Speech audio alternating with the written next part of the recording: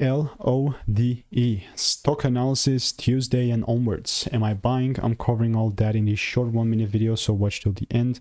And just observing Comstock, it's absolutely brutal. The thing went down 46% on Monday. It's a great beginning of the week. Let's go. But like overall speaking, before it like ran down, I called things out.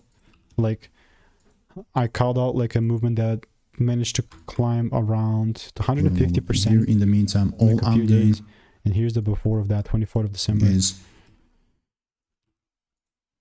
the vertical line, then the after is the aftermath. And then I was looking to double down on that if I saw a shift, but I just never did. Therefore, now I'm just gonna get rid of the things there.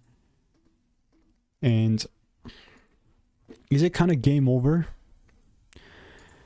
Honestly speaking, bro, it will really have to do a lot. It will have to do a lot for me to kind of recover right now. Obviously depend, like just double wicks are key, but unless I see like this hard time frame shift, there's just no way that I'll long. And obviously for me, it will take time, and it is what it is. So keep you updated. I'm not forcing no trades now. I'm more so reacting. If you want to make more money trading in a simple way, click the first link in the description. It's a free newsletter.